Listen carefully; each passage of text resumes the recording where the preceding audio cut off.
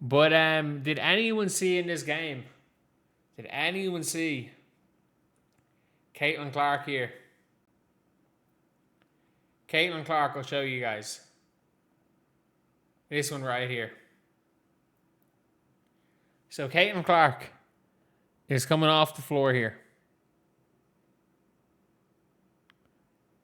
And by the way, for argument's sake, this right here is in the third quarter. It's a 3-point game. So the Indiana Fever have made a big comeback. They've made a big comeback, and they've got control of the game again. Caitlin gets pulled for a quote-unquote minutes restriction or just to get Ty Harris in. Immediately slaps the scorer's table and just walks right past Stephanie White. Does not high-five her, just walks, doesn't even look at her. Doesn't even look at her. She is disgusted with being taken off.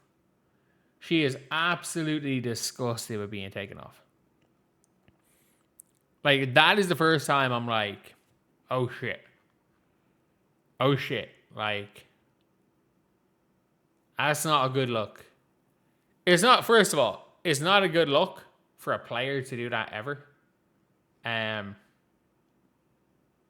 I'm going to be real here. Like, that's not a good look on Caitlin Clark. It's not a good look for Caitlin Clark at all. That being said, from the outside looking in, if you're looking at a coach and player dynamic, they're in control of the game. And by the way, when Caitlin Clark checks back into the game, they've lost all control and they're down 10 points. They have, by the time Caitlin checks back into this game, they have lost all control. And she is pissed. Not that she's playing bad. That she's finally got rhythm and she's been pulled. Like, this feels to me like this was I'm done with this shit.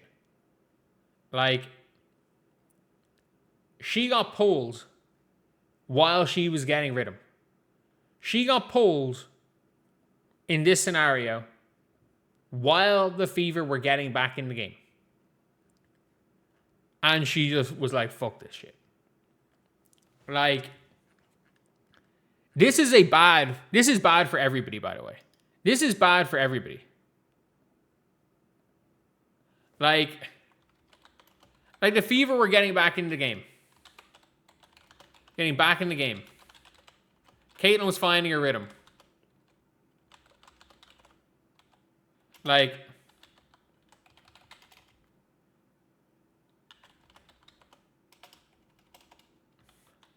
pulls. This is not a good relationship for anyone. Caitlin Clark, Stephanie White, Indiana Fever, Kelsey Mitchell. This is bad for everybody. I think we need to sit down. Everybody needs to sit down when it's calmer heads need to prevail. Caitlin, her agent, Kelsey, her agent, Stephanie White, who was the same agent as Caitlin, Herb Simon, Lynn Dawn, whoever the fuck needs to be there, and just say, this is bad for all of us. This is bad for all of us. Everyone comes off worse with this. Everyone comes off worse. Like, I'm being real. The Indiana Fever are not equipped to deal with the circus around Caitlin Clark. They're not equipped to deal with it. We have to be very real here. They are not equipped to deal with that. And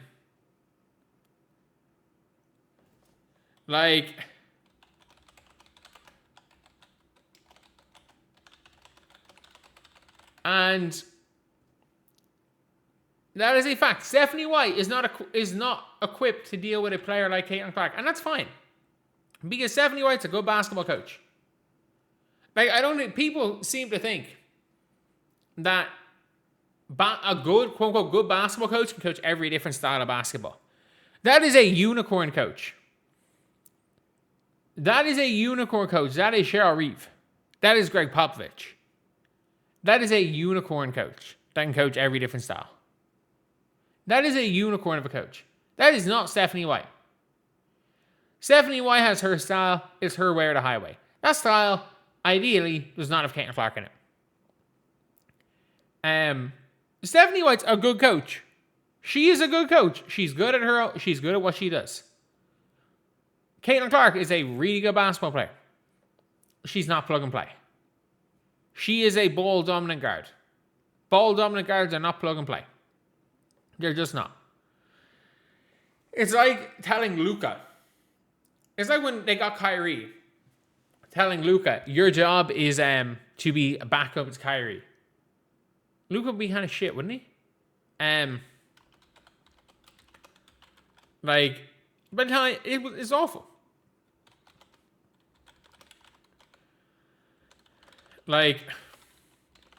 It's just bad. It's just a bad match. It's just a bad matchup. It's bad for everybody. It's bad for everybody. People are like, everyone else is to blame. No, it's bad for everybody. It's bad for Stephanie White. Stephanie White and Kelsey Mitchell would benefit if Caitlin Clark got cut tomorrow. If Caitlin Clark got cut tomorrow, the Indiana Fever would have a better chance of winning a championship. I'm not joking when I say that. If Caitlin Clark got traded to Washington, the Mystics might win the championship. There are worlds where everything is a bad fit. Where everything's a bad fit. And that is a fact. Addition by subtraction is one of the most common things in the NBA. I have spent my entire life watching the NBA. I have spent my entire fucking life watching the NBA. I have seen so many addition by subtraction things where the player who left to be addition by subtraction went on to have an unbelievable stint where they went to, where both teams got better by subtraction of a player. It happens. It happens. The only reason Caitlin Clark has not been traded is because she puts butts in seats. If fans stopped showing up to Fever games, Caitlin Clark would have been traded. I don't know what her trade value was worth. Probably a more bets than a first. Probably, I don't know, Jordan Horston and 2 firsts. Or Flaw J and a first. That's realistically the value of Caitlin Clark. And whatever team trades for Caitlin Clark right now is going to get her for pennies on the dollar because they know the Indiana Fever can't keep her without getting rid of Kelsey Mitchell and Sophie Cunningham. Or, for being, I'm just trying to think off the top of my head. Yeah, they can't keep Caitlin Clark without getting rid of Kelsey Mitchell. It's simple. It's simple. Every team knows that Stephanie White would rather have Kelsey Mitchell than Caitlin Clark. It's not a secret. That's not a secret. That's not a secret. That she would rather have Kelsey Mitchell and Caitlin Clark. And at this stage, it's not working out. It's just not working out. Caitlin doesn't play well for you. Caitlin doesn't play well with your star, who is Kelsey Mitchell.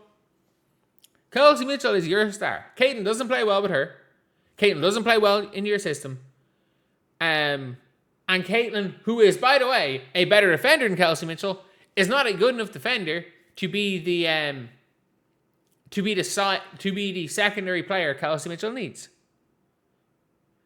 Realistically, if you are the Fever, you go and trade Caitlin Clark to get in to the top 3 of the draft at the end of the year, and you draft Hannah Hidalgo. I think if we're being realistic, that is what you do. You get into the top 3 of the draft to get Hannah Hidalgo, and then you get a juiced up version of the Odyssey Sims Kelsey Mitchell backcourt. You get a juiced up version of that.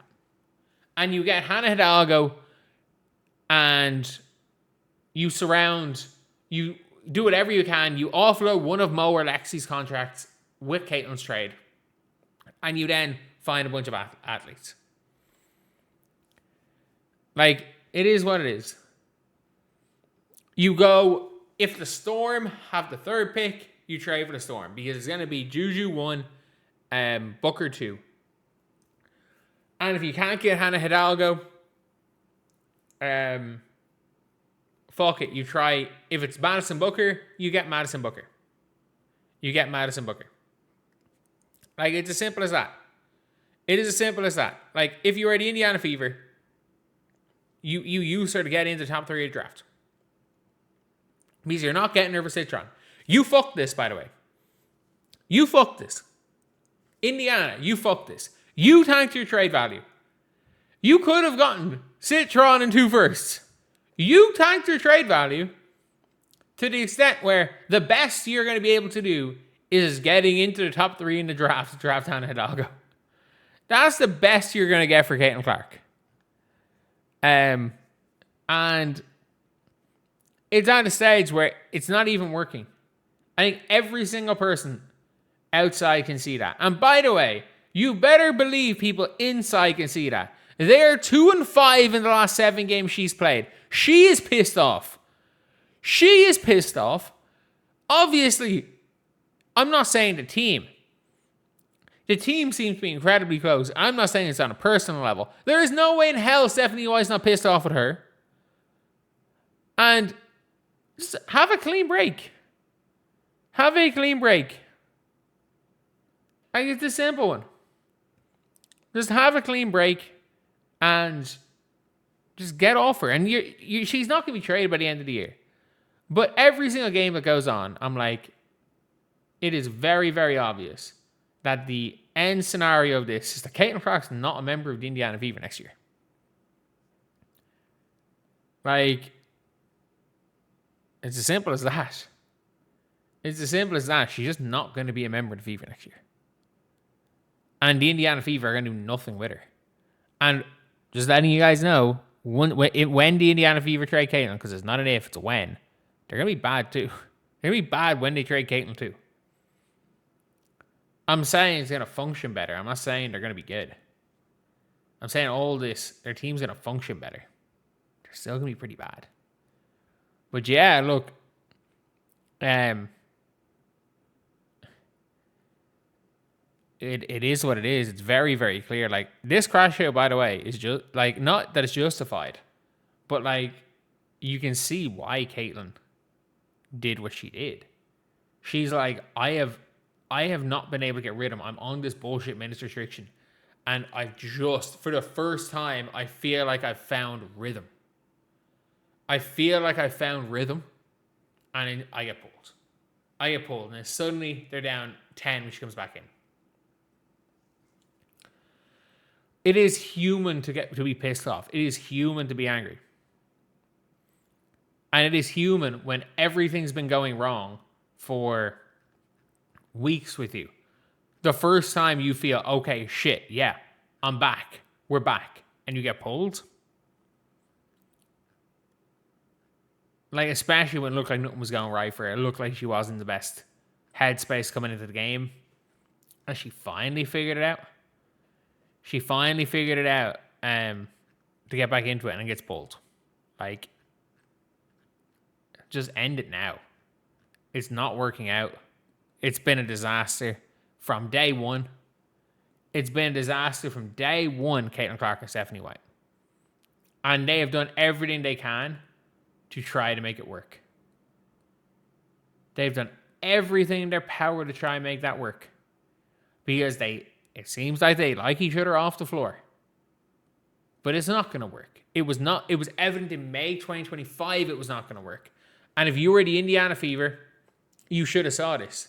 You could have got Paige Bueckers. You could have got, when you saw this wasn't going to work, if you knew you were going to commit to Caitlin Clark, you could have got Paige.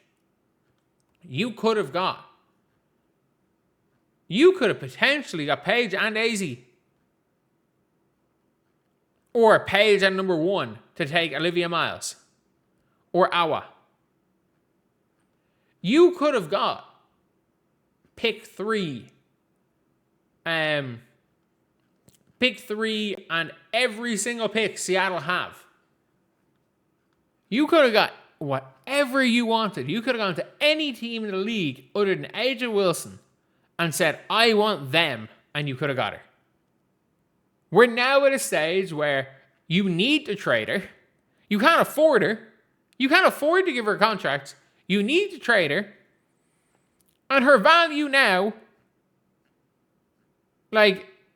is about Georgia Amore and Lauren Betts. You're not getting any of the top 3 picks in this year's draft.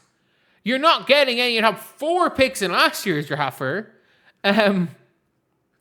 You're not even getting Angel Reese straight up for her right now if you made that trade. We are not far off her being a salary dump because she's due to max. Madness. Absolute madness.